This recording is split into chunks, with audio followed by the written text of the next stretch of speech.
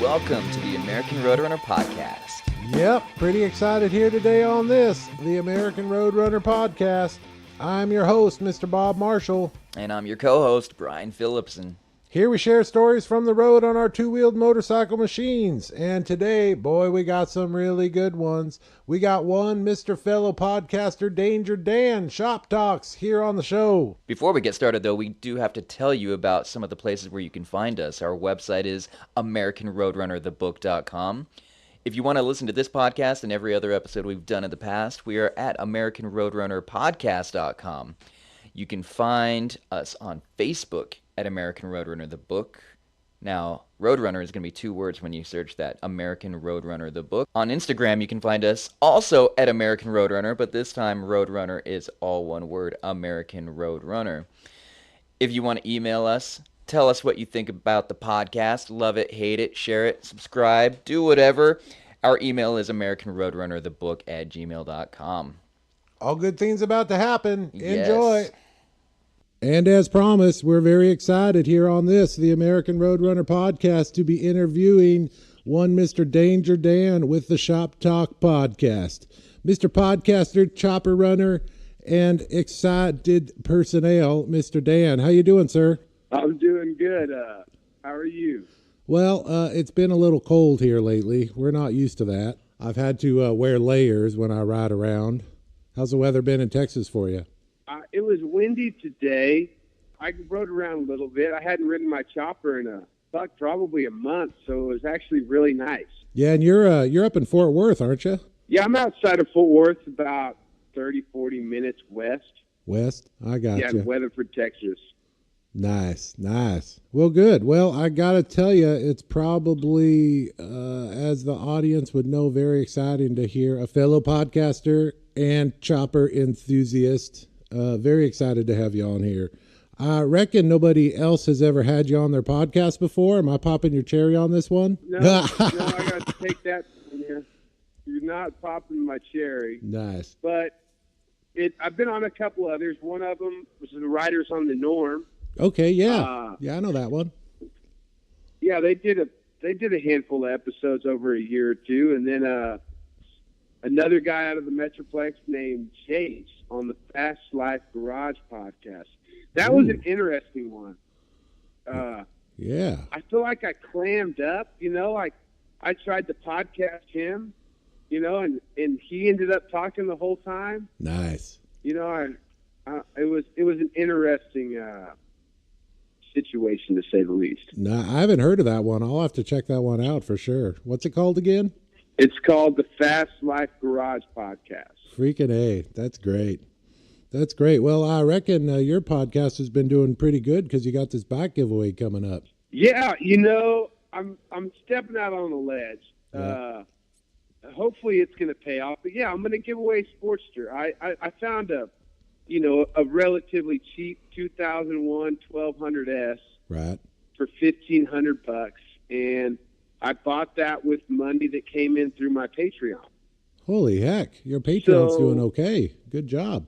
Yeah, I mean that was a few months or more worth of not spending anything because I was having trouble in some other areas, so I wasn't spending that where I would have liked to have. But I bought the bike, which was great, and nice. Decided I was going to race it this year, and then I thought, well, what the hell? Why don't I just give it back to one of my fellow listeners that helped me buy it to begin with? So I'm already regretting that decision because I've raced it twice, and I've had so much fun. I'm like, fuck, I'm just going to have to build another one as soon as I give this one away. Yeah, I think 2001, too, that was one of the few years they had that lean sensor built in, that 5-volt lean sensor. You haven't had any trouble with that, right? So the bike's all good? Oh, no, I dropped it today. You have to turn the key off and turn it back on to get it to fire back up. Right. Don't ask me how I know that. I'm not a Harley guy, but that is, I do not own a Harley right about now. I got all Jap bikes. Well, it's funny. Somebody just had to tell me that was the situation a couple days ago. My friend Adam Garley. Nice. I was telling him, I was like, man, whenever I lay it down, it does not start back up. And he was like, he pulls the side cover off, and he's like, well, you got this lean sensor. You need to ground it out, and it'll be just fine. Yeah, just sitting in the back. Yeah, I've gotten to play with those myself on a few of those. But, you know, and the bike raffle thing, it's gotten pretty popular, as you've seen, if you have been on the internet at all. Oh, yeah. In the past month or so. Yeah. But, you know, they're giving away pretty nice bikes. They're raffling off show bikes. I don't really want mine to be a raffle like that. Like, I want the listeners that are listening to the podcast that are also contributing. Yeah. I want it to go to one of my listeners. And it's also going to be a fucking clapped out bike by the end of the year. Like, I'm going to race it. I'm going to rag on it. But the listeners are going to hear exactly what happens to the bike as the year goes on. So right. There's not going to be any surprises when you win this thing. Right. It's going to be what it is at the end of the year. You're going to put it back to DOT specs for them? Absolutely not. Nice. Headlights, taillights, I mean, let them worry about that. It's going to run. You know, I'm not going to. I'm going to be racing. The last race is in November, so yeah. You know, it'll be whatever it is after that. I'm not going to be. We'll see. I don't know. That's right. It could blow up. It could be a fucking pile of ashes by the end of the year. I just don't know. Oh, that's great. What circuit are you racing on with it? Man, nothing specific. You know, all the events and rallies I like to go to, they all have fucking races of some sort. And last year I was racing my 59 chopper at a lot of them. Nice. And that was a lot of fun. And I just can't. I'm not one to go to the races and not be able to race. Right. So that was kind of made me want to build this bike, was to just have a race bike with me while I'm at these events to race, you know, and compete. Yeah. So, no, good on you. Well, it's a good one. There you have I it. know I've threatened to do a few hooligans myself. Of course, I'd be on a KZ1000 or a KZ650 or something, and I know it's all 750 or above, but the hooligan guys have been kind enough to tell me, yeah, go ahead and breed it down. We'll let you race with us, but I haven't gotten that sophisticated yet. The only flat track racing I've done is on one of my little Rebel 250s, and that's been a lot of fun, but they end up breaking up the class a bit, and that's with the SCFTA. So, you know, I haven't done too much with it. Mostly I'm just giving them someone to beat, so that's been my contribution to flat track racing so far. That's awesome. But it's a lot of fun. My little dude goes out there and has a lot of fun too. So. Yeah, my kid likes going in circles too. Oh, really? Your little dude's out there flat tracking? Yeah, I got a 5-year-old. He's got a little TTR, man. He smoked the motor last year, so right. We should be getting the cylinder and head back from the machine shop soon. I wish I wouldn't have taken it. I wish I would have just done it, but I was like, no, fuck, I'm gonna let somebody trick this fucking top end out for you, kid. And, yeah. Well, 2 months later, we still haven't seen it. So. Yeah, it's always a hard one. We'll see. I know I've gotten real lucky and either just replaced engines or gotten to do most of the work myself. I got a buddy locally who has a machine shop, so I just walk in and say, here, you can either do this right now or I can do it right now. It's up to you, and I get her done that day. So I'm pretty fortunate in that regard. Because it's a hard one. Yeah, that's handy. Yeah, but it seems like the longer you wait, the better it'll be. So hopefully that works out for you. We'll see. We'll see. Hopefully for my kid. I mean, we got a CRF 52 that that still runs. So he's got a bike he can ride. Right. Cool. That's way cool. Your Harley 59 pan turn shovel. Yeah, man. I blew it up a couple times, and those panheads are just fucking trash. So I traded them in for some shovels.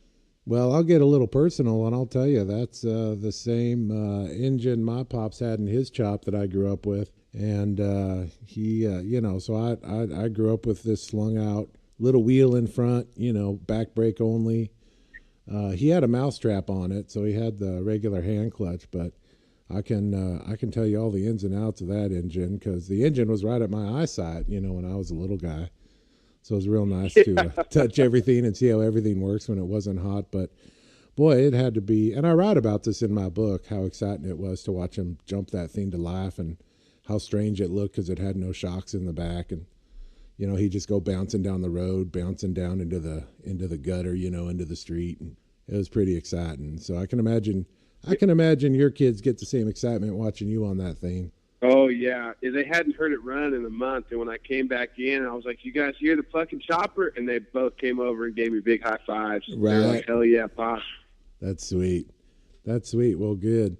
So you've gotten to put a few miles on that thing, gotten to go a few places? Yeah, so I scored that thing in a barn down the street from my house. It was, I mean, I got the motor. It was it's like somebody built a Captain America bike, but with a Texas flag theme instead. Nice, nice. But it was all like late model Paco, PM brakes, like everything was. It was built in the '90s. Nice. The only thing that was original was that motor, 59 with a Harley title. Right. So I had this straight leg panhead frame that I was running the nose cone shovel in with an old extended Springer, and I pretty much did a motor swap and put my nose cone shovel in that Captain Texas America bike and sold it for the same price that I bought it with the panhead motor in it. Perfect. Freaking perfect. That's so great. That's the only way I could afford a generator motor, really, was to swap my cone for it. And I did 20,000 miles the first year on it. That's and great. When I first got it, I took the heads off just to like, the D-rings were underneath the rocker covers instead of being on top of them. Huh. So it wouldn't even fit in the frame. So once I took that off, I pulled the heads off. You could stick your hand in there and you can move the pistons around in the cylinders. Oh, geez. And I asked my machinist, I'm like, "What do you think about that?" And he was just like, fuck it, run it. Right. And he was right, man. I did 20,000 miles, and I was on. I was like, one more weekend, I'm going to take one more trip, and then I'm going to pull the top end off. Yeah. And on the way back from that trip, about an hour from the house, dude, it just went boom. About blew the fucking spark plug out the top of the front head. Ouch. Just grenaded. So I rebuilt it. One of my listeners gave me a front panhead. Wow. And then on the way to Daytona, like the opening trip, I did some shakedown runs, and then I took off to Daytona, ran great, and then it fucking didn't run great. And what happened is I lost a wrist pin clip. Ouch. And it just machined a ditch in the cylinder. Right. And those heads were fucking toast, man. So when I rebuilt it the second time, I put the shovel heads on it and a magneto. Right. Good. Good for you. No, I remember my dad telling me he had to get his generator rebuilt once, and the guy charged him like $100. Of course, this was back in the mid-'70s. And it was such a pain in the ass. My pops was so pissed about spending that kind of money. I mean, at the time, I think his house payment was less than $200, so it was a big deal. Yeah, yeah. So that was all here in Riverside, San Bernardino. Some of the original chopper. The guy who helped him out a lot was a guy by the name of Carl Koch, I think was his name. Anyways, he owned Action Choppers here on Main Street, downtown Riverside, but he was the one who helped my pops put the bike together. And I remember my dad telling me he got the frame. He traded a sissy bar for his frame, for a slung out freaking frame and the forks. He traded a sissy bar for it. Must have been a sweet sissy bar. Yeah, and we don't think about it, but back then you had to have something for the passenger to grab onto. It was the law, and so that's where sissy bars came from. If you had a passenger, the passenger could grab onto the sissy bar. It's no longer the law, of course, but that's why sissy bars were such a big deal back then. I think we forget that sometimes, and we use them as either you have them or you don't. Where's the bike now? Oh, he sold it when I was a little guy. I must have been 4 or 5, maybe 6 when he sold it. I think my first memory is helping him push it over the oil hole so he could lay it on its side and let all the oil drain out of it in the backyard. But I don't know where it is now. I've asked around. We still got some of the old chopper guys around here, and they're not familiar with it because they've all seen the pictures. I've got all these great pictures of him riding this thing. And, none of them are familiar with it. So I reckon it left the area. Yeah. Yeah. Who knows? Unless somehow you got it. For all we know, it's in your freaking back right now. Who knows, It might be. Right. Although all the good stuff's kind of going to Japan these days, it seems. So you got a rare bird there. Good for you. I'm glad to hear you running it. I just had to do an engine swap on my KZ1000 cop chop.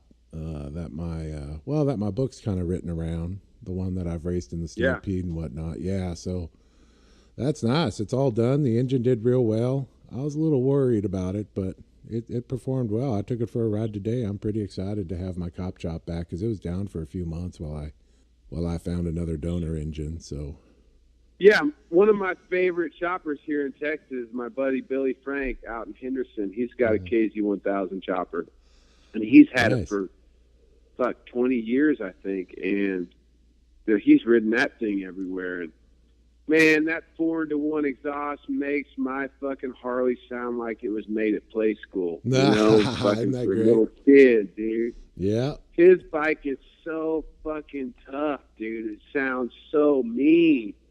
oh yeah, and I love it because I've got a 4-into-1 exhaust, and I scored my exhaust off of my buddy Shinya Kimura, who is a chopper builder, fellow land speed racer, and I think it's actually off of Suzuki. So he helped me figure out how to mount it, but it doesn't use those place-in collars. The collars are built on the exhaust pipe, so it makes it a lot easier installing it. Anyways, but yeah, it's great to jump on a scoot and everybody's rumbling and my scoot's going ring, ring, ring. Oh man, it just makes my day. Yeah. Everybody expects it to rumble like a Harley or something, but of course my chop is pretty untraditional. I've got the gas tank up front, the spare fuel cell up front, and then I just extended it 10 inches, dropped it 4 inches.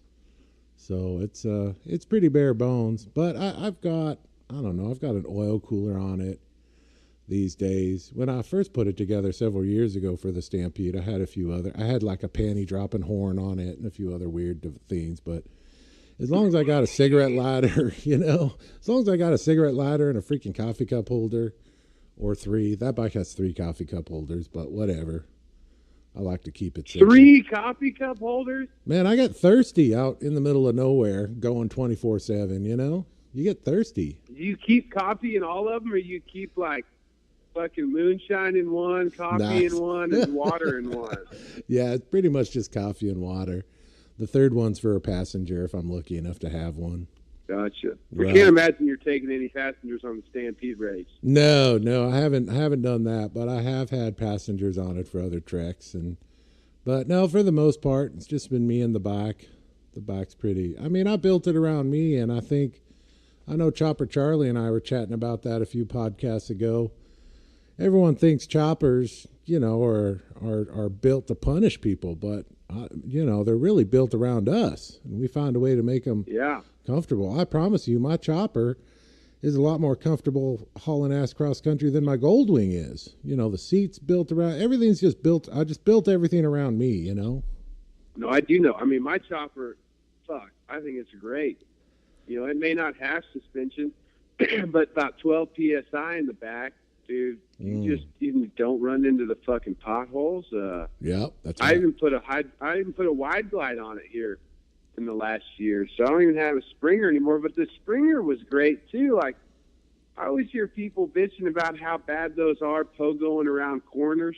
I never had that experience. Mine was always fucking great. I could still do Springer wheelies, and Yeah. I don't know, man. I thought it was pretty awesome. It got there at the end. It got pretty fucking clapped out, probably from doing too many wheelies in dirt roads. Yeah, it adds And when up. I took it off, the bottom, the neck bearing, like the neck cup Yeah. that you press into the neck that holds the bearings, the part that presses into the neck was completely sheared off from the actual cup, and Jesus. the bearing was like melted to the cup. Wow. So it, like, when you turned, the cup was just like grinding up against the neck. That's great. And I thought that it was my front end all jacked up, but I probably could just put it back on there now that I've got a new neck cup in there. Yeah. Yeah. Yeah. Well, parts do wear out, and we forget that. I've learned what wears out on my scoots, but sometimes stuff wears out, sometimes not. Sometimes you're pretty fortunate and have it last almost forever, but you learn what wears out and what doesn't, what needs attention. I mean, you do. Yeah, if you give it proper maintenance, a lot of that shit will last a long time. Yeah, right. But we live in such a throwaway society here in our great American culture A lot of people don't spend the time to do that. But yeah, it's amazing. I think that's like one of the next big shifts that is hopefully going to happen soon, where people will start producing stuff that lasts longer. well, and I think if people build a better relationship, so this is something else I talk about in my book, but you got to have a relationship with your stuff, and you got to be okay knowing what your stuff is doing. And boy, with YouTube videos these days, I mean, when I was a kid, we didn't have that. I had to go to the library or ask the old guy down the street who, may or may not give me the answer I need. I mean, it was rough to figure out how to wrench on stuff. And my dad's an engineer more than a wrencher. My dad wrenched a little, but he certainly, never did the kind of stuff I did. But he was an engineer and I'm a mechanic, so mostly we just had a lot of fun arguing about stuff. How stuff should be done. Well, but that also goes back to those relationships. Like, Right. you were able to build relationships with other people by reaching out and trying to find the information. Right. Whereas when you just get it from the internet, where you're disconnected from its source because the source is just your computer, you don't necessarily get to meet the person that went through the time and learn the lessons to teach you a lesson. Well, you're right. That's a lot more valuable when it might have been more difficult for you, but you probably got more out of it. Well, and I've had to learn. I'm 40 something these days. I'm 42, but I've had to learn there's a younger generation that's coming up, and so as I get older, they start asking me the questions, and boy, I really sound like a grumpy old man if you let me. I just don't keep it. Hell, you're not even that old. I know, right? But they're busy asking me the questions, and I'm going, well, do me a favor and find a way to ask me the correct question. But they don't even always know what the correct question is, and that, I'm learning to not be a grumpy old man. Well, you're nicer than me. I'm just like, have you even looked on the internet yet? Before you come and ask me that fucking question, Exactly. Have you Googled it? Right. And that's Exactly. like completely contradictory to what I was just saying a minute ago. Right. Whereas if somebody is willing to reach out and ask instead of just fucking look at the internet, Right. I don't know. Right. I've looked at the internet, Mr. Marshall, and this is what I've come up with. What's your opinion on it? Dude, kid, you're freaking in. Sit down. I'm buying you a beer. I'm going to tell you everything you need to know. And then I'm going to give you all my opinions because I'm an asshole and I've got a lot of opinions. So, that's hilarious. Well, we'll see how it goes. So I think you're getting pretty excited about trailering your race back around this year. I'm excited to go to Daytona. Nice. Daytona is not an event that I would have ever gone to, I don't think, unless I was conned into going like I was a few years ago. Yeah. And I am actually forever appreciative that my friend conned me into going by not telling me that it was Bike Week. Really? Because I've met a lot of great people and I've had a lot of fucking fun out there, man. That's cool. And now I really look forward to going out there. Like we do an event at Boogie East. I say we. I don't really have anything to do with it except for talking about it and showing up. Cool. But it's at Annie Oakley's. It's a sweet little bar.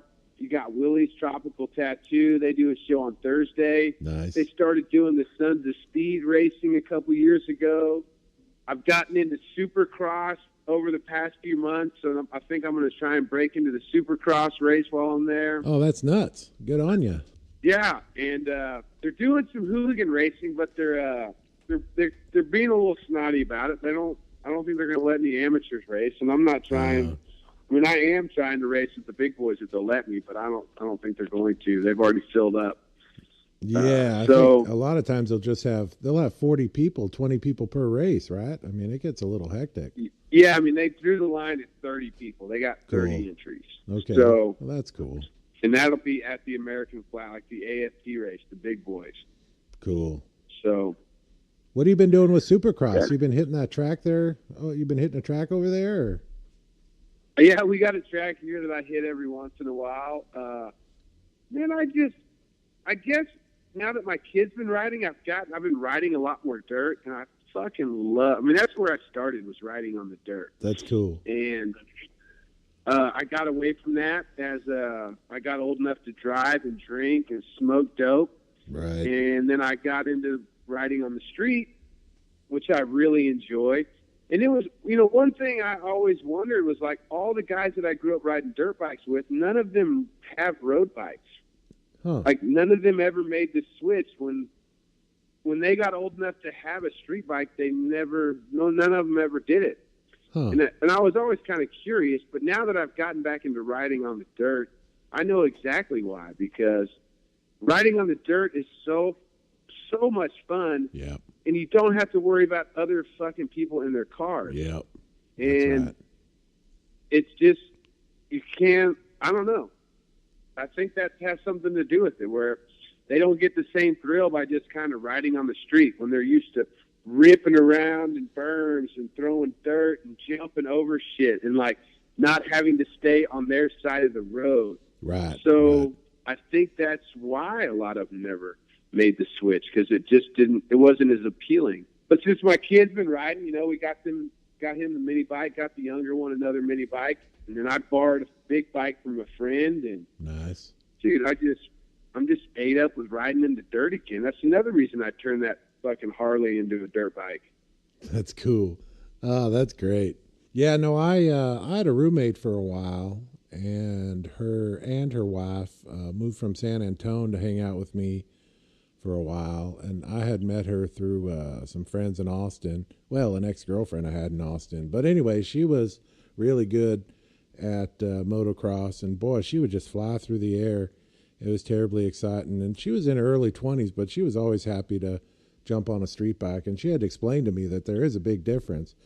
And I agree. I mean, I hit the dirt track a few times on one of my little dirt bikes or something, and it's hell. I mean, it's just nuts compared to riding on the street. So I'd rather ride on the street, but I totally understand the dirt bike part. Although I will tell you, I am getting excited. I don't know if it's going to be this year or next year, but I've outfitted a Honda Rebel to do off-road, and I'm excited to hit the Trans-American Trail. You can go across country, mostly off-roads. Father and son team have mapped it in the last few years, so I'm kind of excited to do that on a Rebel 250. I think that'd be a lot of fun. Yeah, so I got a big adventure bike too that I'm going to start doing some off-road stuff with. Cool. What kind of bike is that? It's an 06 Ultra Classic. Jeez Louise. Now I've taken those off-road with not too much, I think the radio broke, but yeah, that's great. Yeah, that's going to be my adventure bike. That's killer. I picked up a cheap Ultra Classic and had a good friend of mine, Boston Billy, B&B Racing. He rebuilt the motor. The motor was toast. Mm-hmm. That's why I got such a good deal on it. But, I mean, I'm going to have, a brand new twin cam and an Ultra Classic for less than $4,000 is what I'll have in it. Nice. And I'm going to put I've been running these 16-inch Duro tires on my chopper, and they've got it's like an adventure sport fucking tire. I don't know what they are, but they got some grips, some knobs, and I'm actually going to go down to South America later this year on it. What? And I'm going to take that bike most places most people won't ride their fucking Africa Twins, dude. Good. It deserves it. I'm sure you'll do just fine and have a good time. I mean, yeah, I know I will. Yeah. It's going to be pretty fucking awesome. Actually, I'm going to pick up that motor on the way to Daytona. And, and I don't know how long you've been listening to my show, but I do these road shows. Like when I first went to Daytona, I would just kind of record snippets on the road, like as shit would break on my chopper, or I'd run out of gas, or run into just traffic or see accident, just whatever happens out there on the road. I would just pull out my phone and record a little bit. Nice. And then I would mix it down to some music to kind of make people feel like they were on the road with me. I don't know how I've missed that. That's great. Yeah, man. People really enjoyed them. I hear all the time how I need to do more of them. Yeah. And last year, I didn't have as much luck riding around last year because I put myself under these time constraints. Right. And I would have to be at these places. And when you're riding around an old fucking 59 Panhead, you kind of got to go with the flow. Yeah. You know, amen. Yeah. You can't push it that hard. And so I thought maybe I needed to build a fucking Evo chopper because those are way more bulletproof. But then, you know, like there's not as much that's going to happen with it. I mean, I might run out of gas still. I mean, it seemed like most of the time my bike would give me trouble was my key switches or batteries. Like the motor, I only had the motor crap out on me twice after covering thousands of miles. So, right. But I kind of got away from that and trying to make the shows and making commitments to being at the shows. The road shows didn't happen as much as I wanted them to last year. Right. And I'd also started doing podcasts over the phone like this, which I'm not against, but I was trying to keep it more face to face. So what I've decided is now that I'm fixing to have this fucking couch that'll cruise down the highway at high rates of speeds, instead of doing them over the phone, I'm going to do some crazy trips like in and out, you know, like instead of calling somebody on the phone, I'm going to jump on that Ultra Classic, knock out 6 to 1,000 miles in a day, do a podcast and ride back home. That's great. And also kind of make a road show out of it as well. And anyways, that's kind of the plan with the bagger. That's what I've been telling myself anyways. Since I'm going to have a Geezer Glide, I might as well take advantage of it. And I got a friend who lived in Peru for about 30 years, maybe 30 years. I don't know, like 20 years at least. Nice. And he grows dope in Colorado now. And he's been wanting me to go down there, and I told him, I was like, fuck, I'm going to ride down there and meet you. And he ended up moving here before I got to go meet him. Right. So anyways, he's going to fly down there sometime in November, and I'm hoping to meet him on the Ultra Classic and just ride all the way there. It is very important to make sure you have the ride that can, you know, make it in such a way. I mean, the 59's cool. I know my pops hopped a few places across country on his back in the day, but it's so nice. That's why I love the KZ1000s. I think I had 180,000 miles on this engine I just took out, and I rebuilt it 3 times. And it's a 1989, but all the cop bikes were the same for the years there. Anyways, it's a great excuse to make sure you got a ratchet scoot that can haul ass cross country. Yeah, I mean, that's the shows were kind of just my way of writing a book. Great. Just kind of documenting the travels on the spot, you know, and it's kind of weird, you know, like as shit's kind of breaking down or I notice something's happening, I'm like kind of thinking out loud. And when I listen back, I'm like, you fucking idiot. Why? Nice. You know, like obviously that wasn't the problem, but Right. you know, when you record it on the spot, you know, there was like a vulnerability there, and Right. I would just put them out. You know, like I'd never edit. I didn't. You know, there wasn't many times where I was like, that is too fucking retarded. I can't put that in the podcast. Like, I would just fucking swallow my pride and put it out there, you know? That's like, great. Yeah, I can see how. So I did a trip last year where I left our place in New Mexico and rode up to Denver, then rode to Sturgis, and then went over to Yellowstone, down to the Salt Flats for Speed Week, and then Moab and back to New Mexico. And it was a great trip. And it was the only successful trip I did on my chopper last year. Right. And I didn't do a road show. Like I didn't record. I went on this trip. I was like, fuck it. The road shows haven't been working. So I'm just going to like, just do this for me. And it was perfect. You know, like I didn't have any time constraints. The trip went amazingly, but it was so epic and I didn't document any of it. So Right. I tried to write it all down. Like I think I'm up to like 15 or 20,000 words, and I'm only like 10. I don't even think I'm 10 days into the trip. That's great. And dude, trying to recall and write it back out and keep it interesting, Amen. that is difficult. It is difficult. I know. I worked at it for 2 years. Did you take notes along the way? No. Did you plan on writing a book? No, not at all. It wasn't that at all. It was, I'll tell you, it was a few life events regarding relationships and different bullshit that a middle-aged single man deals with. And I'm just the type of person who sits down and write. You know, I just want to sit down and write it out. And as I journal and write it all out, I realized, well, I should turn this into a book and share this experience. And I started asking people, and they were like, fuck yeah, Bob, you really need to do that. So my book, it does cover philosophy, you know, being a middle-aged man. And at the time I had a squirrely bisexual girlfriend and all that kind of stuff. But a lot of it is how to race a chopper cross country. You know, I came in ninth in the last Stampede, just under 2.5 days. So a lot of it's that, you know, but it really is adventure and dealing with all that you have to dealing with the road, dealing with the weather, dealing with, boy, it rained a lot, you know, and putting on my rain suit or not putting on my rain suit, just getting wet and just killing it, you know, and having the bike break down and having to patch it back together, having all my friends pass me. Because I only do 85 maybe, you know, I mean, I try to make sure I'm not screaming to the law, and I'll go a little slower around the towns. And I mean, you know, Jer and all those, I mean, they just passed me doing 100. They were calling me Slow Bob. And then I ended up finishing a day ahead of them. So go figure, you know, it was all that kind of cool stuff. So well, I don't want to get into it too much. I'm going to have you on my show, and we're really going to dive into that race. Killer.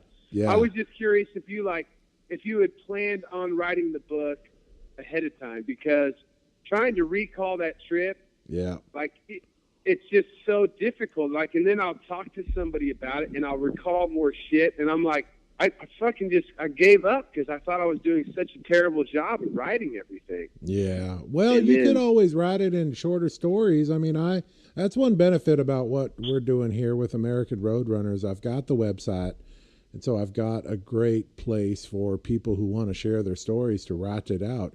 You can literally write it out, whatever it may be. Maybe you want to pick a jaunt, you know, Taos to, you know, Sturgis or wherever. Pick a jaunt and write it to me, and I'm happy to edit it and put it up on the website for you. So you got somewhere to showcase your story. You know, you can share your story. Yeah, I may do that. I mean, what's crazy is like the whole trip is like it's like a whole story, and I haven't figured out how to put it out because the first night, I mean, the first spot that I stayed at was Red Rocks.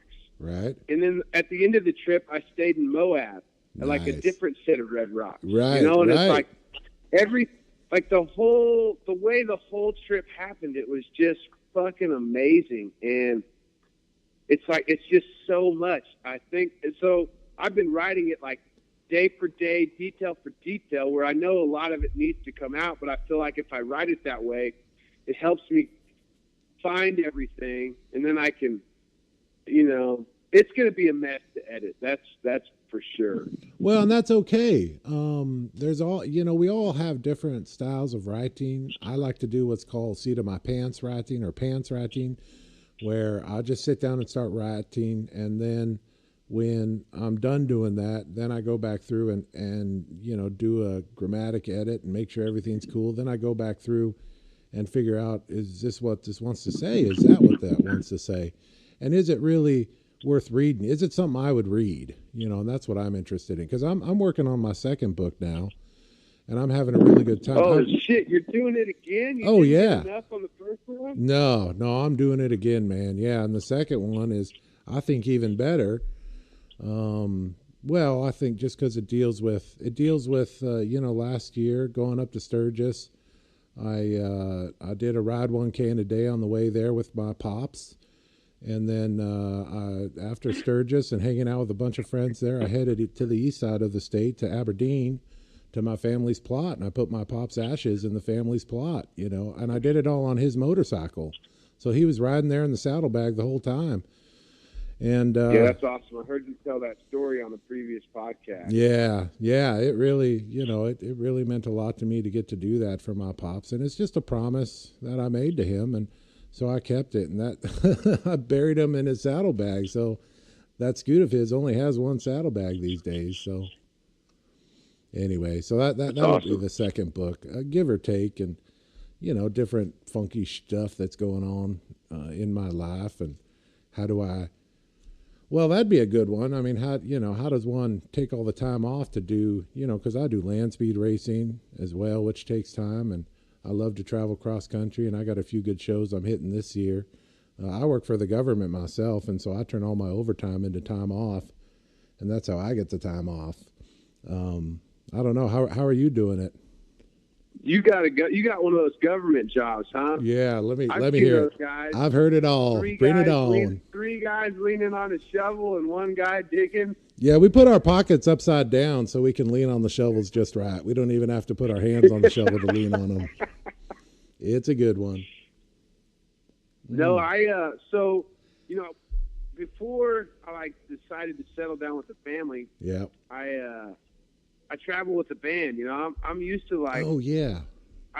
I grew really fond of living, you know, on the road and not having much, you know, like being okay with that. Like fuck, I can go 2 weeks without showering, like at my own house. Like I'm just fucking okay with being a greaseball out there. And, you know, once I met my wife, I realized like she was like, if I was going to have kids, she had to be the one to raise them. So, you know, I tied her up and made her marry me.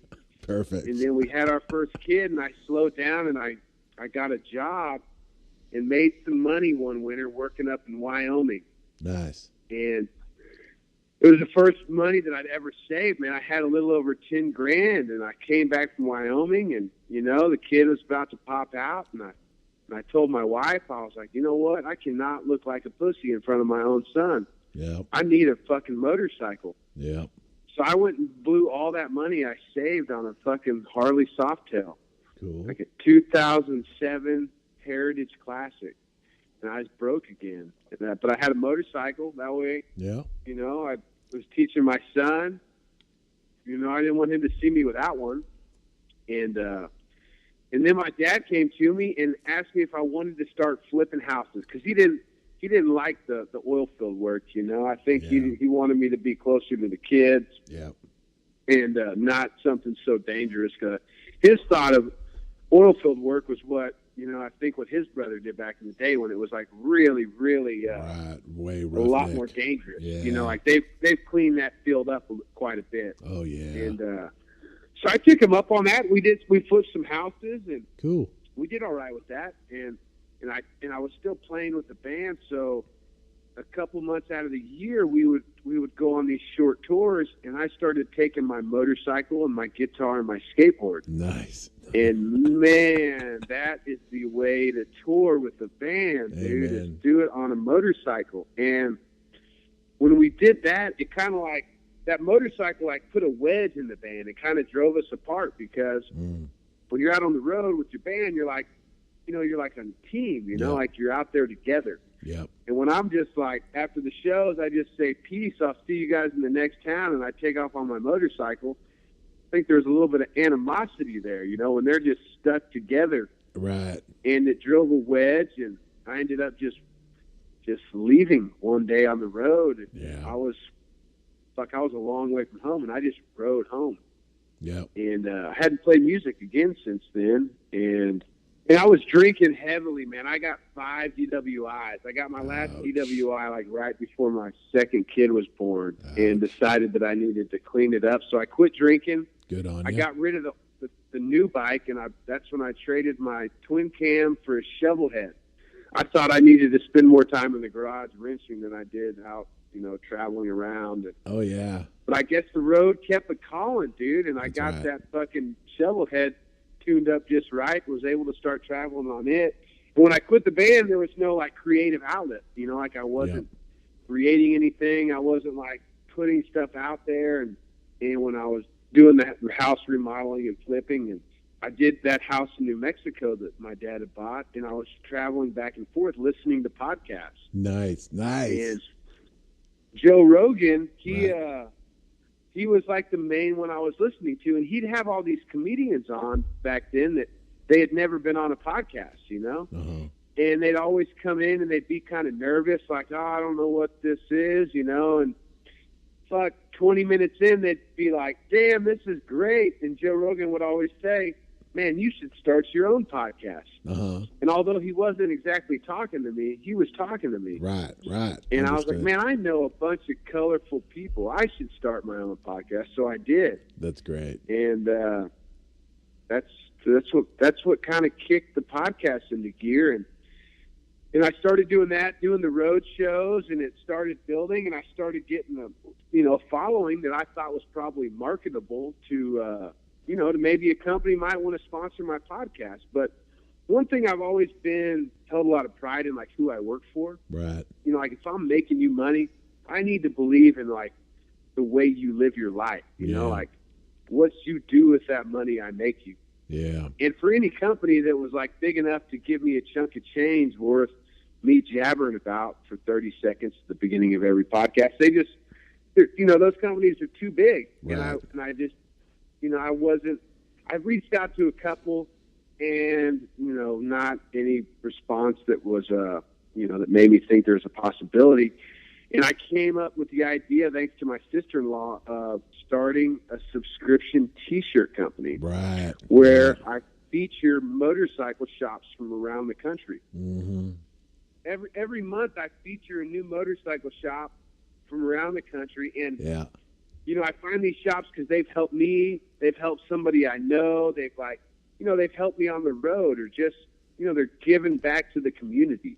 By featuring them, we find we just find the coolest artists we can find on the internet and get them to design a custom one-off design that we print that 1 month, and I send out to all my subscribers. That's great. With a postcard that has pictures of the shop, where they're located, what they specialize in, and anything that they want to put out there to help anybody that might get one of these T-shirts. So that's kind of what I'm jumping off the ledge, and that's really, I blew through all the savings I had from the other adventures, and now it's just I'm making this work, and I'm making some moves to also give back to these shops, even more so than just spreading your name. So it's working, man. I got a great loyal following that I can't thank enough. That's how I'm making this happen. You know, I was just taking chances at first, just blowing money that I probably should have been saving and time that I should have been spending elsewhere, maybe. But no, I've been there. No, I know my friend Connie. She's a big fan of your T-shirt. She does that awesome podcast, Girl on a Moto. Yeah, good on you. Yeah, it's fun. I mean, I think the coolest part about it is how stoked everybody is. You know, the shops, artists, the subscribers. You know, like, you know, the shirts now. I mean, we print the date in them. We let the artist do a signature on the tag. I mean, once you see them on the internet, you're not getting it. You know, like you're too late. Right. You don't get to pick and choose your T-shirts. I mean, this is all people that are supporting the cause, and thanks to them, the future shops that I'm gonna feature, I got some plans, and it's really gonna be cool to see this thing grow like it has been, and if the momentum keeps up, I got some really cool things planned for the future. So I'm really stoked. Yeah, I can imagine. Well, it sounds amazing. I'm a big fan of it. When I looked at the outline, I thought, how the heck is this guy making this work? But boy, you're killing it, man. Good on you. Because you're right. It's all about the community of riders, and I enjoy the list of that community of riders, because how many times have I been in the middle of nowhere, broken down, getting stuff back together, you know, whatever it may be. So it's good you're able to get everyone in one place, putting out shirts and art and everything else. Yeah, I mean, it's cool, like, seeing some of the subscribers when they hear about a shop, and it's like, you know, a few hours from their house, and they just decide on one weekend they're going to ride to that shop just to say, hey, you know, like, I don't know, it's really cool.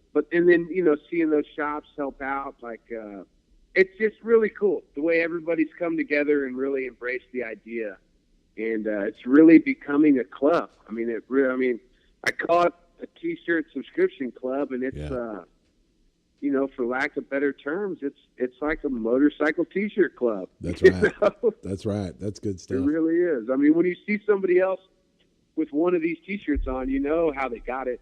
You know that they know about the company because they're subscribers, or they know about the podcast, and it's pretty cool. That is way cool. I totally agree. Well, good for you. Well, what's in the near future other than a little hooligan racing?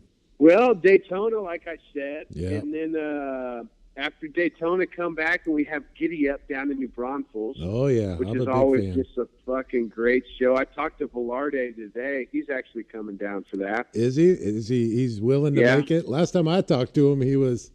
Well, I guess I shouldn't tell his story, but I think his comment I think the Deer Slayer busted down on him. Oh, I heard it from Jer. The Deer Slayer busted down on Velarde, and he's like, man, I wish I could say it the way Jer said. I'm telling someone else's story, but he goes, man, I'm just going to get a convertible and feel the wind in my hair that way. I don't know about these old motorcycles. And we all went, well, that's a good idea. Why are we on motorcycles? Let's all just get convertibles. What the hell's wrong with us, Oh, that's good stuff. I mean, that's not a terrible idea, but I mean, you could also just get a fucking bagger, man. Yeah, well, I've got I've got my dad's 1300 that's got that fairing on there that he loved. Well, he made the machine that made that fairing, so that's why he was such a fan of it. And then I've got my Goldwing, of course, but no, I've been there a few times myself to the Giddy Up. I'm a fan. I did not go last year, but I went a few years before, so it was nice to see. Well, you know what's cool about it is just, it's a lot of the people from up north come down. They've been working in their shops all winter. They haven't been able to ride, and they get down here to Texas, and they're all so fucking stoked that they can unload their bike and ride. The weather's nice. The roads are great. Yeah. There's swimming holes. So there's just like a buzz in the air from everybody that shows up. It's a really fun event, man. And the weekend after that, we're doing a new event called the Fandango. Right. I heard you talking about this. Yeah. Tell us all about it. It's put on by the Cherokee chapter of the AMCA, the Antique Motorcycle Association. And they're wanting it to be like, it's going to be the next Wasion or Davenport, man. It's going to be a huge swap meet. We got a track. There's going to be flat track racing, drag racing. There's a music venue there. There's going to be a custom motorcycle show, antique motorcycle show. It's in Fredericksburg, which is right around the corner from Lukenbach. You may be familiar with that place. Oh, I'm way familiar. Although last time I was there, I got a ticket, so I vowed not to do business in that town anymore. But yeah, I understand. Good for them. When'd you get a ticket? How do you get a ticket in Lukenbach? You must have been riding a Jap bike. No. Listen, dude, I got a ticket. So I'm going down the 290, right? I'm going down the 290, and I'm just west, I think. Hold on. We don't call it the 290 here in Texas. Do share. You're just going down 290, all right? Right. So I'm going down 290, and it's a Sunday, I reckon, and there's some slow drivers, so I go to pass them because they're doing 55, and as we all know, the speed limit's 60. And all of a sudden, I see this big SUV flip a U-turn next to me, and he starts chasing me, and he goes, I clocked you doing 62 coming at, and he pulls me over. I clocked you doing 62. And then, so I saw him behind me with his lights on, so I went to get out of the way. And then he clocked me doing 66, trying to get out of his way. And I said, I'm trying to get out of your way, State Trooper Bacon. And then I couldn't stop to laugh. So I just started smirking. He goes, well, that's a citation. Yes, sir. I'm on my freaking Goldwing, for crying out loud. Oh my God. It was nuts. No, I used to fly quite a bit back between California here and Austin. So 1,342 miles doorstep to doorstep. So, but yeah, that was nice. Yeah, you're familiar with that country. Oh yeah. Just a few times. I've been, a handful of times, and I've been pretty lucky to explore all the areas around there while I was there. So, although I flew quite a bit too, but it was always nice to spend I could get there in 16 and a half hours or something. I mean, you get through West Texas at night on a Goldwing. Holy heck, it's not hard, man. Yeah, I mean, fuck. The speed limit's 80 miles an hour out there. I was on my twin cam one time, and I had it just pinned, man. I was going 110, 115, whatever it'd hold at, and the cops they would just pull up behind me. They'd never turn their lights on because at that speed, you don't slow down and try and act like you're going the speed limit. You just fucking hold it. Right. Right. And the cops just kind of come up behind you, I guess, close enough to read your plates to make sure it's not stolen. Right. And then they just back right off. Yeah. Yeah. No, I've been lucky. I always like to follow a car because usually it's deer season. Although Jared and I were chatting about that the other day. We wouldn't mind getting your take. We reckon the smaller Texas deer you got running around, we reckon a Goldwing could plow through one. What's your opinion? I think I think it depends on how you're riding that Goldwing. Yeah, that's probably true. I mean, he's from Colorado. My thought is if you go fast enough, they don't have time to get out in front of you. Okay. They're gonna be in the road behind you. So if you just go fast enough, you're pretty much safe. Yeah. Okay. There you go. No, I never mind tucking behind a car. If I can get a car that's really moving. And I clipped one once. I killed a jackrabbit. I did. Yeah, I clipped a jackrabbit. I suspect I killed him because boy, that hurt hitting my foot. And I had a hawk hit me. I suspect it was a hawk. Like hit my helmet. Just tap my windshield on the Goldwing, then tap my helmet. Boy, that really hurt. But the deer there. Oh, boar, wild boar. Luckily, those things are always 4 or 5 feet apart. They're not all confused like deal. Wild boar are always 4 or 5 feet apart. So if you see one, you got to aim for its ass because the next one's you're gonna get through on a motorcycle. Don't ask me how I know that, but West Texas taught me that. Yeah, I think sometimes, dude. The boar, dude. Those pigs they're out of control, man. It's nuts. I haven't had any bad experiences, but actually this bagger, this adventure bike here in my shop, the guy that owned it before me, he had one like chased him down around a turn and like ran past him and then ran in front of him. Oh my God. So wow. Yeah, wow. But so the deer, that's one thing about that area in Texas down there in Fredericksburg, New Braunfels, where Giddy Up is. Yeah. At night, the deer, it's insane how many deer there are down there. Yeah. No, it really is. No, I saw one running down the middle of the street in Fredericksburg at like 2 a.m. And I pull up next to him and I said, "Hey, you're drunk. Go home." And he just kept running down the middle of the street. He didn't care. They just don't care. They're so used to people. "Hey, you're drunk. Go home." He didn't care, man. He just kept running. He just glanced at me and kept running down the middle of the street. Oh, it was great. I do believe it, man. I do believe it. It was great. It is a nice town, though. I enjoy being there. I just have animosity because a state trooper, Bacon, gave me a ticket. So that is kind of funny. Oh. I mean, I don't know how you wouldn't have laughed. I'm sure nobody argues with the man because they just can't, they can't get over it. And he was very cordial, very professional, very polite, but oh my gosh, the last ticket I got here in town just a few months ago was from a moto cop named Fast, F-A-S-T, and I just, oh God, same thing. And I just started, I can't stop laughing. You're a moto cop and your last name's Fast? Oh my gosh. That's a first. That's a first. And with my job, I'm around law enforcement all day long. And, I just get real comfortable. I'm in my uniform, they're in their uniforms. And it's kind of cool because they're always asking me motorcycle questions because they all ride. I mean, when we pull up to work where I park, there's always like 30, 40 motorcycles. And I'm just going a few miles to Holy work. shit. Yeah. Oh, yeah. No, everybody rides. That's the thing about law enforcement, that everybody rides. So you're not going to get away with anything on a motorcycle, law enforcement. But they're really cool. They're always busy asking me questions. "Hey, I think I got a leak here," or "I think this isn't working here." And so I'm always working on their bikes with them and helping them out. And that's nice of you. Oh, yeah. Yeah, I mean, they're all kind of co-workers. I mean, they're not co-workers, but we work, near each other in the same buildings and whatnot. And they have a lot of fun. But they know, because whether it's raining or whatever, I ride my bike every day to work. And so sometimes it's just me. And then, come summertime, there's 30 or 40 bikes trying to get in the same few spots we got for motorcycles there. So it's a lot of fun. Yeah, it's pretty awesome.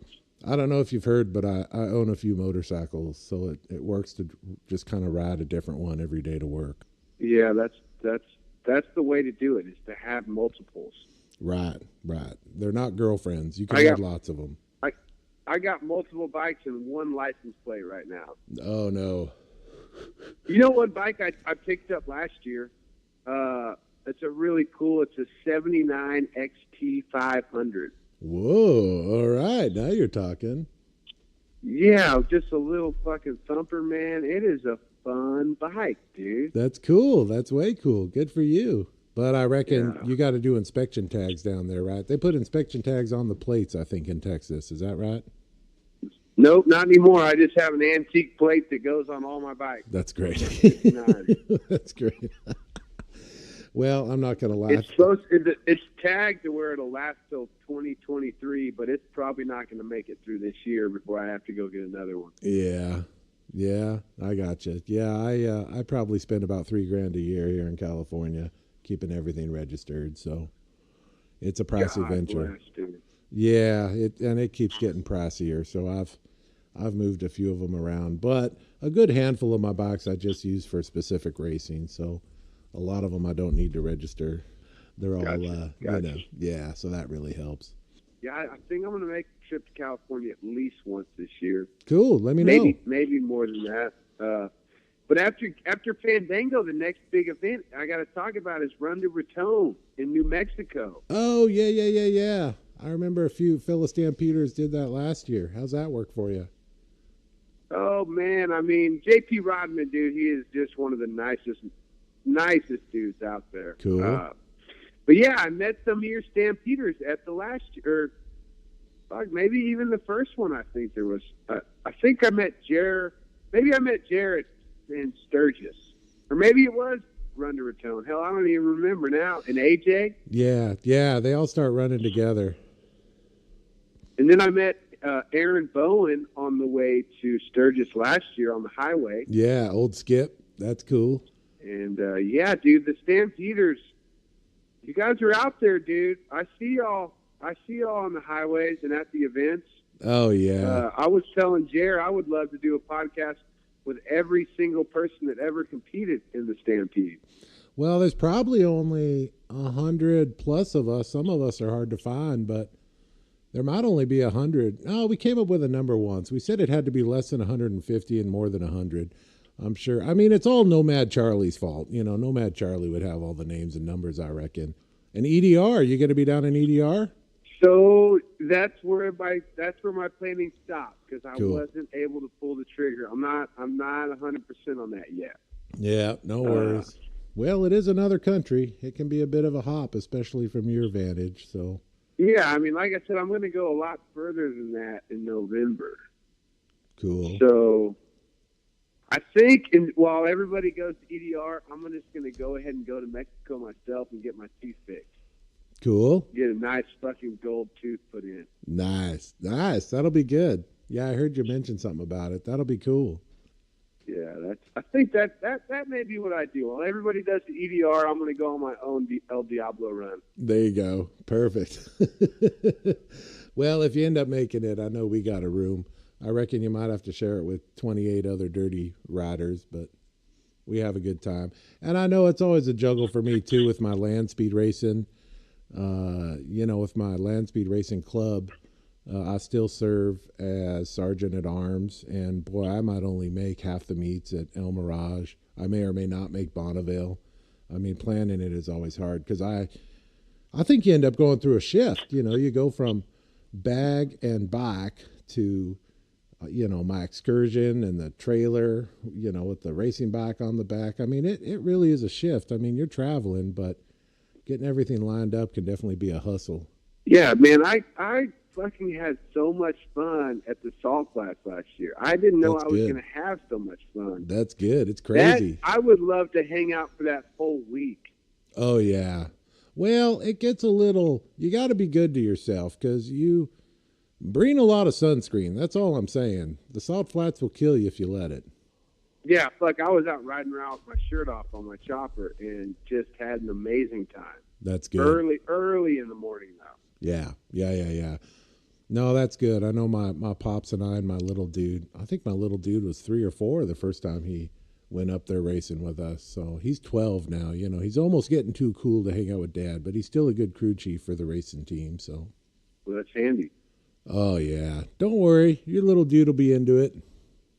You'll be dragging him around the same way I drag mine around before too long. Yeah, I'm going to fucking stick him in that adventure bike touring pack is what I'm going to do. There you go. That's perfect. I've seen a few cool dudes like that around. They got their little... Just take the fucking top off and just put him a little pallet back there. He can sit back there Indian style. No, he's just going to have to build his own bike and ride with me. Well, I reckon we'll be running into each other soon enough. I don't know if I'm going to make Yes, it to the sir. giddy up this year, but I reckon it'll be soon enough. Danger Dan, I appreciate Well, hey, you. I appreciate you giving me a chance to tell my stories on this here podcast. Oh, that was great. It's a real honor to be asked to be on somebody else's podcast. Well, it's an honor to have a voice and character such as yourself. I'm glad, a fellow chopperhead, fellow wrencher, fellow rider. You're doing good things, my friend. Keep it up for us. We appreciate it. Thank you, sir. We'll talk to you later. Have a good night. You too. See Bye-bye. ya. Bye-bye. Well, that was kind of an honor and a privilege. That was cool. It was very cool. Yeah, I'm a little excited to get this podcast out. I'm still a big fan when people like me and one Mr. Danger Dan can sit down and have a good conversation, even if it's over the phone. Yeah. It was really good to hear from a fellow podcaster, and I for one would like to welcome all the new listeners to the American Roadrunner podcast. We hope you do stick around and listen to some of our hijinks and our stories. Amen. And some of the guests that we bring on. If you don't know already, our podcast is a little bit of an introduction to motorcycle riding to people who otherwise would love to ride but just don't know anybody to teach them the ins and outs in the beginning of motorcycle riding, and just to get more people on the bike, And let's not forget the ultimately important motorcycle writing, because there is motorcycle riding and then there's motorcycle writing. So we're excited for all of us to share some damn good stories. Yes, we are. And so we'd like to wrap things up by telling you again about the website, AmericanRoadrunnerthebook.com. Share your stories. Share your stories. You can find this podcast at AmericanRoadrunnerPodcast.com. Also, the book, American Roadrunner by Bob Marshall. You can find it on Amazon. You can find it in paperback. You can download it. Any which way you like to read it, you can get it. Also on Facebook at American Roadrunner the Book. Now, when you look at that, American Roadrunner is going to be 2 words. So, Facebook, American Roadrunner the Book. On Instagram, you're going to find us at American Roadrunner. Now, this time, American Roadrunner is all one word. So, Instagram, just American to keep it confusing. Roadrunner. Yeah, we really like to throw you for a curveball here and there. You can email us comments, questions, concerns. Tell us a little bit about yourself and your stories. We'd like to have you on as a guest if you got a really good story. So we are at AmericanRoadrunnerthebook@gmail.com. And we would like to thank our sponsors. Ride 1K in a day. Ride 1,000 miles in one day. Get a patch. Get some bragging rights. Also got to thank Jake the Flying Dutchman Company. You can find Jake's work at Instagram, The Flying Dutchman Co. That's all one word.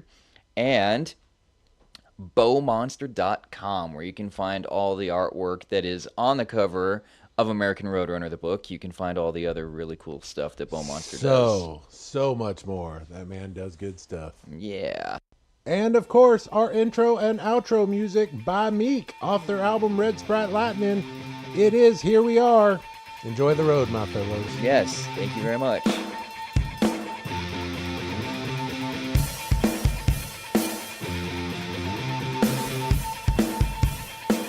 We jump from gravity to save humanity and leave our sovereignty for status.